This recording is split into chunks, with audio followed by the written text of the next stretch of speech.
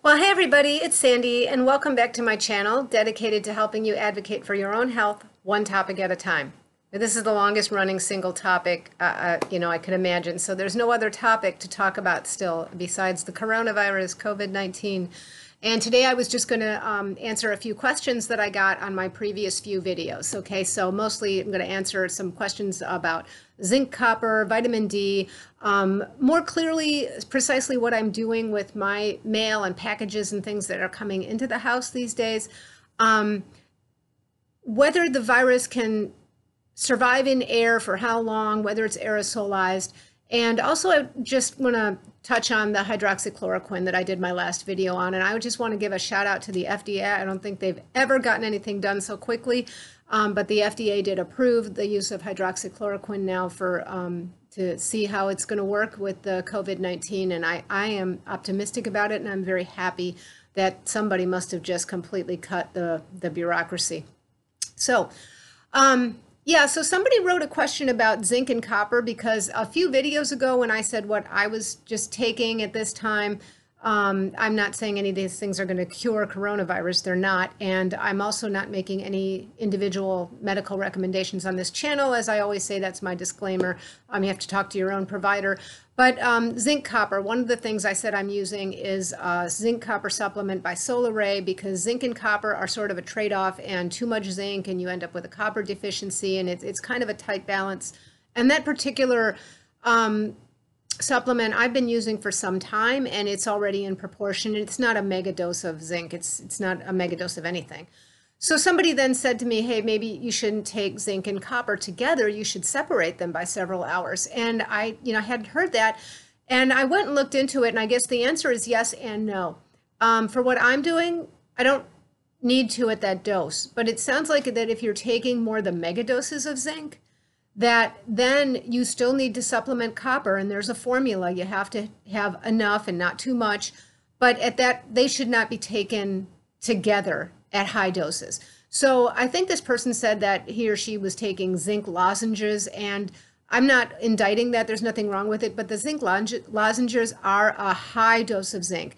And I have read, and I believe that while there's nothing wrong with using zinc lozenges for 4 or 5 days at a time, that's not something that I think most people would recommend doing long term. So what I was saying that I use and that I have my family using is Solaray zinc copper supplement, which is not a mega dose at all, and that's fine to take it together.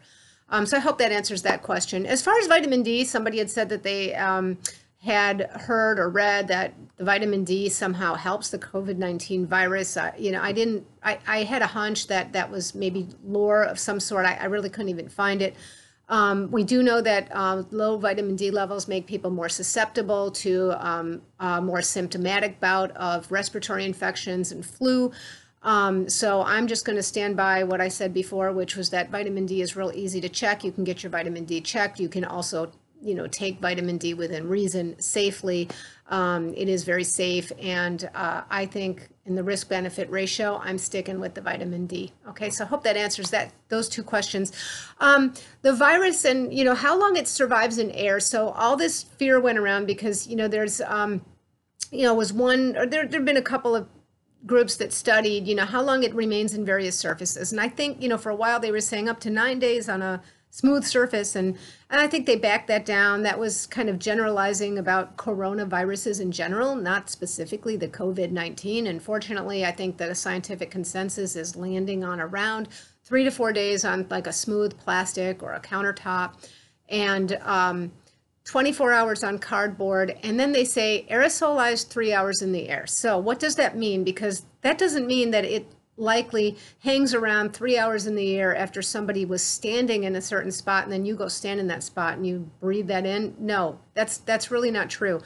I wish that in that publication and in all the, every place it's been reproduced, that they would explain more what aerosolized means, because an aerosolized form of COVID-19, yes, can hang in the air for up to 3 hours, but COVID-19 for the most part is not aerosolized, okay?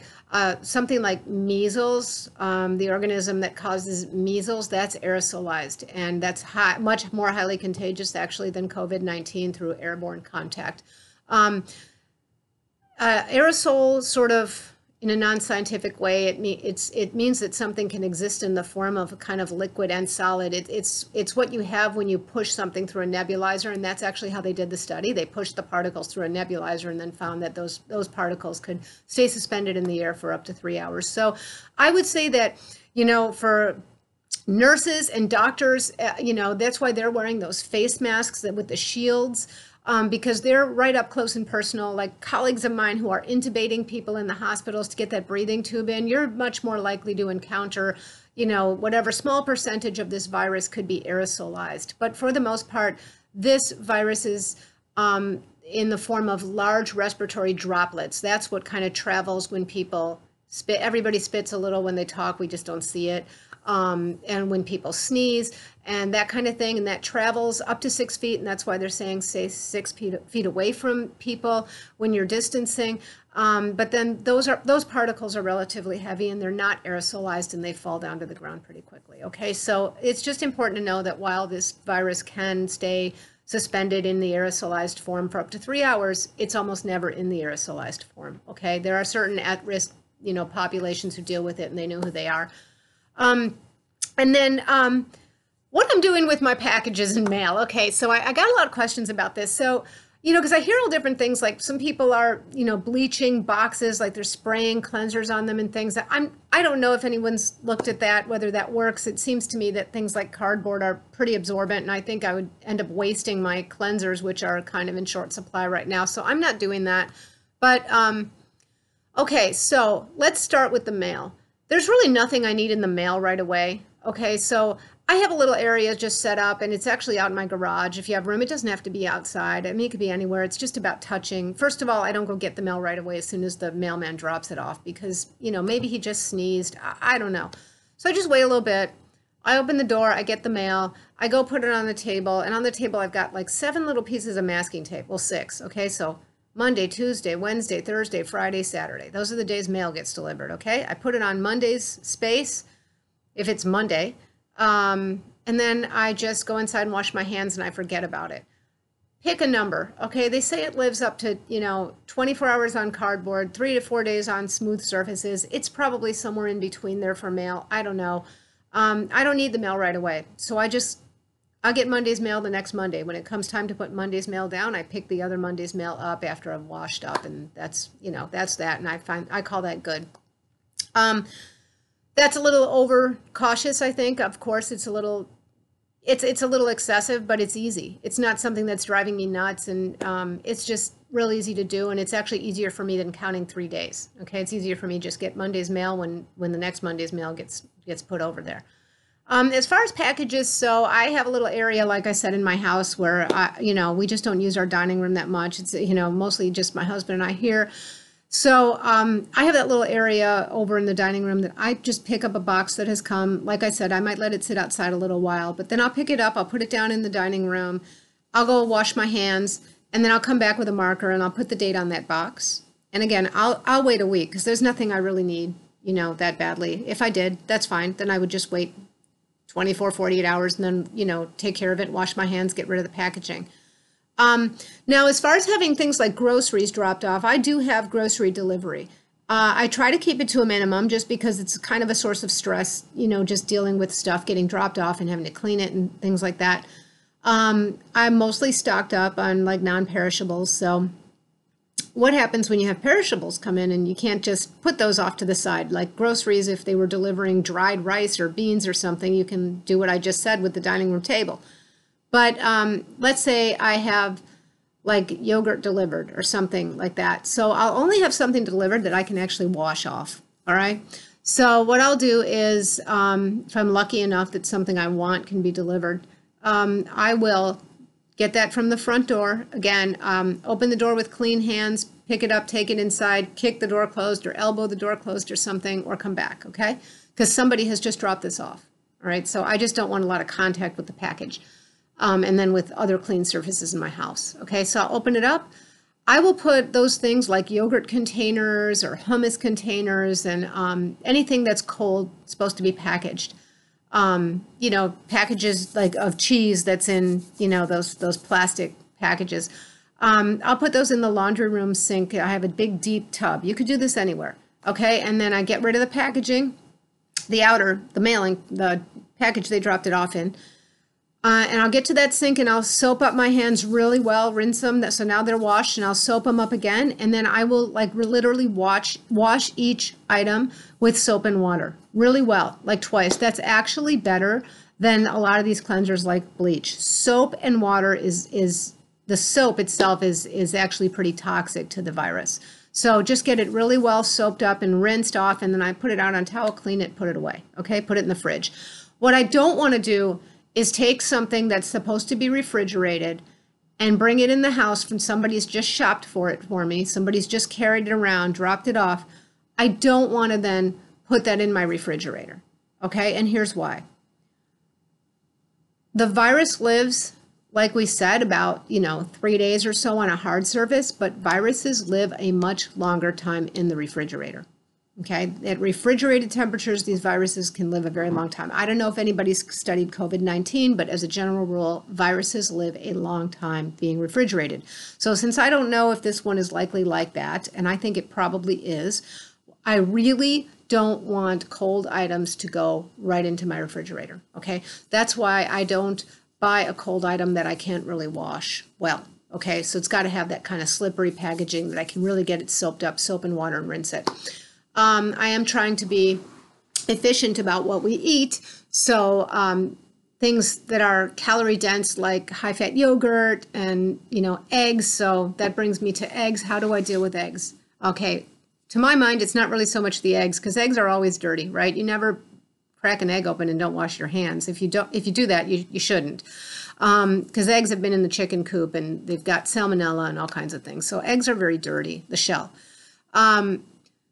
So it's really the packaging that's the concern, because again, people have touched that in the store, people have stocked it. If you went and bought it yourself, you touched it now. I mean, I just don't know. So that's been refrigerated usually in the store. So how long is something living on that? It's nice and cool when you get it home or when it arrives to your house. So here's what I do about eggs. Bring them in the house. Put them down in the kitchen sink. The water should be already on when your hands were clean. Turn on the water.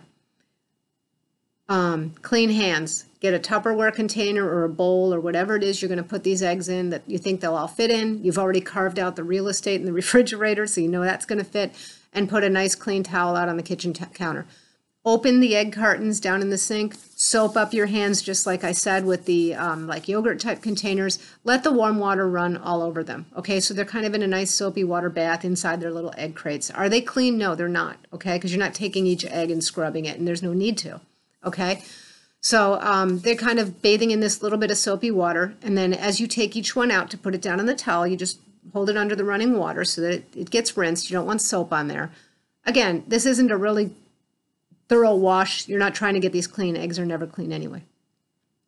You put them down on the towel, you wash your hands, you get rid of the packaging, of course, wash your hands and turn everything off. And I just kind of gently blot them with the towel to get them a little more dry before I put them in the bowl or into the Tupperware container and put them in the fridge. Okay, so now you just have the same situation as you always do with eggs. The egg itself is dirty. You're going to wash your hands after you use it, but they're in a nice clean vessel, and you're not potentially spreading any kind of virus through contact with other things in your fridge. Okay, that's what I do. Is it excessive? Yeah, probably, but I don't know, this virus seems to be pretty contagious. So this is a small price to pay. I just try to buy a lot at one time, and then I'm done.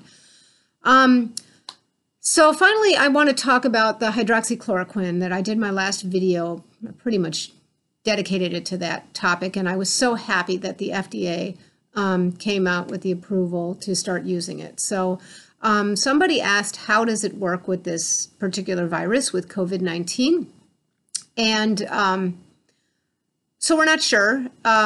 So there was this study that I talked about in my previous video. It was done in France at the university. And first of all, in vitro, meaning in a petri dish, I think people have already established that it seems to be somewhat antiviral in a petri dish. That's kind of broad. It's not, you can't really apply that to what happens in humans in the context of specific diseases. But Hydroxychloroquine has been used for many years. It's prescribed. First of all, it's an antimalarial. It's not really what it's used for anymore. It's prescribed for patients who have autoimmune connective tissue disease. So, for instance, lupus or rheumatoid arthritis. They take it for many, many years. And it's very safe. It does have some potential retinal toxicity after many years of cumulative use. So that's not really pertinent here. And how it works, it tamps down the inflammatory response. So some people had put down, I think it was, I'm a member of lots of different Facebook, like nursing forums. And in one of the groups, somebody had said something like, you don't want something that's a bit immunosuppressant in COVID-19. That doesn't make any sense. And on the surface, it doesn't. But actually, it's exactly what you want. So in COVID-19, the patients who get the acute respiratory distress that end up having to have the endotracheal tube and the ventilator, what happens there is the body mounts such a fight against this terrible virus, and that inflammatory response is mounted by some messengers called cytokines. There's all kinds of different cytokines, but there are some that are pro-inflammatory. And they're good, because inflammation is the first step in healing. So they recruit, they say, hey, let's clot over here because we got a cut. Or, let's bring some white cells over here because we got, like an infection brewing. So in this case, that there will also be like cells will spill fluids and things in the face of that kind of inflammatory response. And in the case of COVID-19, in some patients, what happens is they experience something called cytokine storm. So there's just an overwhelming inflammatory response in an effort to get on top of this virus, that the lungs fill up with fluid and people kind of essentially drown. So it's the cytokine storm, and the hydroxychloroquine medicine tamps that down. It tamps down the cytokine response, the pro-inflammatory cytokines. So the only thing I want to say about this, and I think all the nurses out there will understand what I'm saying, let's not make hydroxychloroquine the next toilet paper. Okay? What do I mean by that? Well, we've all had this great toilet paper shortage of 2020 because of the COVID-19, and I understand how people start hoarding things. But I even read in the news today that people are hoarding it, and they think like they've, in one article I read that some, physicians are hoarding this drug for their families. And this drug is very readily available. This drug is very cheap. This drug is not under patent, okay? It's generic. The patent, the brand name is Plaquenil. So the hydroxychloroquine is the generic, and many companies make it. I think Teva Pharmaceuticals, they announced about a week ago that they are going to be donating millions of doses here. So that should give us a head start on production. And what's going to happen is if people start hoarding hydroxychloroquine, first of all, the people who acutely need it right now aren't going to have it. It'll be a backlog. And then the people who take hydroxychloroquine regularly for the autoimmune disease, if they don't get their regular hydroxychloroquine, which is a much lower dose, some of those people are going to have their autoimmune disease flare, and then they're going to have to be on more powerful immunosuppressants, which in the face of COVID-19 is going to be very dangerous. So let's just all be one community. Let's not do that. It's not toilet paper. We're going to be able to get it. I am optimistic about it. Again, I'm so glad that we were able to cut through the red tape, however we did that, and approve it. If it turns out that it's not really helping and that it was kind of, there was a little false hope out there, which I have a hunch that's not true. But if it turns out that's the case, I really don't see how we're going to hurt anybody on a 7-day course of hydroxychloroquine. And that's all it takes, by the way. It's just a 7-day course. So you don't need to hoard this stuff, just 7 days, okay? All right, so I hope I've answered those questions well. I hope that you guys will continue to interact with me, because there's not that much going on right now for most of us. If you're lucky, there's not much going on for you. And it would be nice to be able to talk about something else, but these days it's like 2 hours is old news on this stuff. So this is kind of what there is right now, and everybody's rightfully concerned. I will just, before I close, say that I just want to reiterate that I did a video a few weeks ago about meditation. I called it the one daily habit that can improve every aspect of your health. Something like that. I don't remember exactly what I called it. And I'm just going to say that I think at a time like this, I'm so glad that I have been a daily meditator for a long time. It's made it harder for me to meditate. It's hard to do sometimes anyway. You have good days, bad days. But I'm really glad that I do that. And I really think that it's a very helpful thing to start just recenter yourself once a day and like reset your brain, whether it's meditation or prayer or whatever it is you do, so that you can kind of stop those wheels turning a little bit. So let me know also what you think about that, and if you have any other suggestions or things that you do to help yourself with that through this time. Okay, so in the meantime, and until next time, I'd love to hear from you guys. And next time, bye-bye.